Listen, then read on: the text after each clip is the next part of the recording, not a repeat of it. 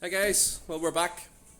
So all the parts are back from OD Cars and it's time to start painting them and prepping them ready to put it all together. So let's have a look.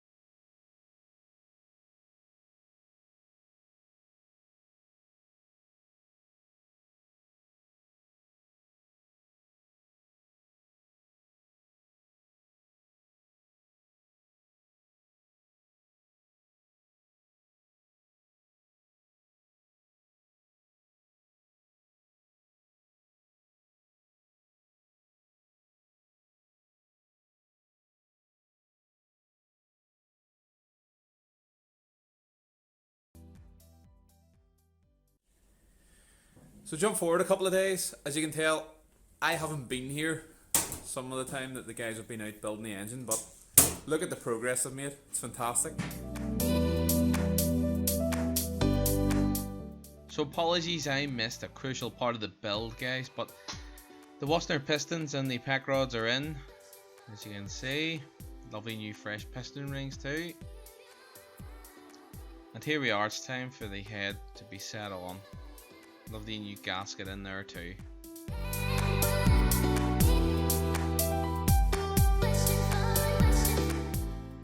So it was then time to get the head bolts in, get the head torqued down to manufacturer recommendations. And this has to be done in a certain way at a certain pressure or certain torque setting. So here are the settings on screen. 25 Newton meters first off for the bolts. They then have to be pushed on a further 90 degrees, plus a further 90 degrees, plus a further 90 degrees, but all in a certain pattern to make sure the head seats down onto the gasket nice and evenly, and you get a lovely good tight seal. So you can see the bolt pattern there goes in an outward clockwise motion, and you can see us just using an angle gauge to get it absolutely perfect. It's quite a tedious job.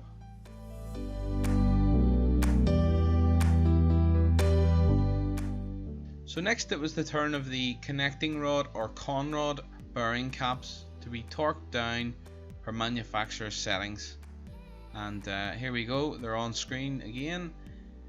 So they must be tightened down or torqued down 25 Newton meters to start off with, then pushed on a further 30 degrees, then a further 15 degrees. It's important that you always use new bolts and that they are installed in such an order as 2, 3, 1, 4. And also it's important that you rotate the engine each time to ensure that these caps are not seizing. And while we're at it, here are the settings for the crankshaft bearing caps also.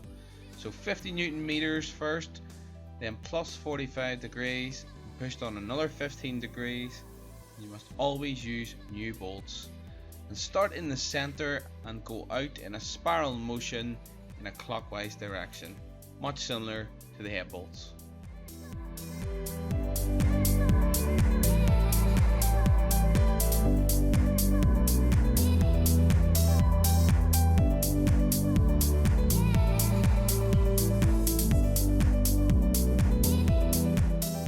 Then it was onto the sump to make sure that liquid gold inside the engine isn't going to escape.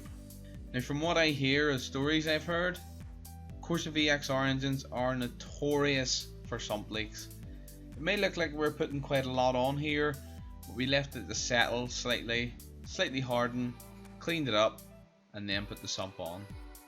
Always be careful not to put too much on, as sometimes this sealant can work its way into the engine, which could cause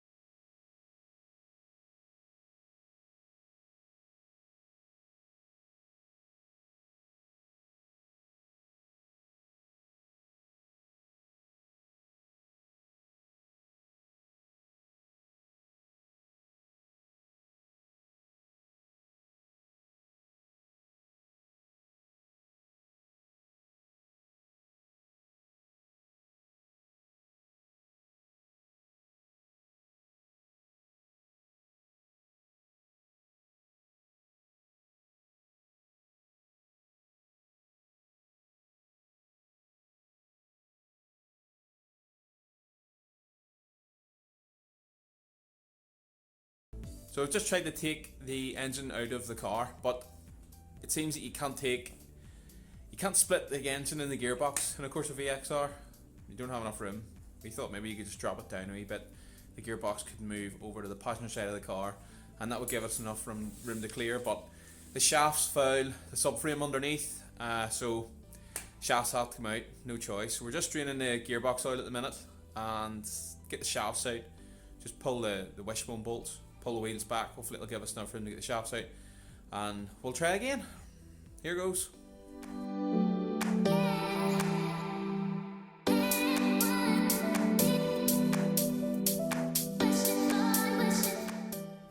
So there we go, the shafts are out. You guys have been over in the corner on charge, just camera's starting to play up. While we were taking the shafts out, struggling to get the shafts out, we realised that the subframe is, seen better days. This is a low mileage car. How many miles on this? 42,000 miles. Now it is 07, but the rest of the car is completely mint, even underneath, completely mint. So any of you VXR guys that are watching this, might be worth getting a wee check done on your subframe. This is what holds your wishbones in, your steering in, holds part of the engine mounts up to it. So it's worth getting a check just in case. As I say, low mileage car here, might be 07, but still, the rest of the car's mint. So here we go, round 2. Let's try to get this engine out.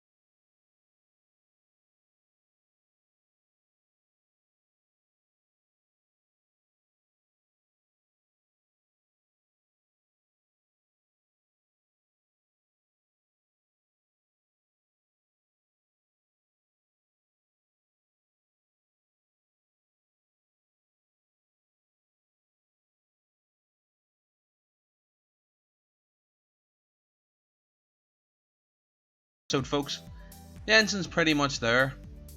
We did run into a further problem though. The dual mass flywheel and clutch kit seemed to have taken a hit when the engine blew up. So Russell's now left with the dilemma whether to replace those with standard parts or maybe upgrade them while he's replacing them. So there we are. Let us know what you think of the videos. We'd love to hear your feedback. Share the videos as well. Any of you VXR guys that are watching, share it on the VXR forums, Facebook pages. Share it with your friends. It may help them out, you never know. Thanks very much guys. Until next time, hold her flat.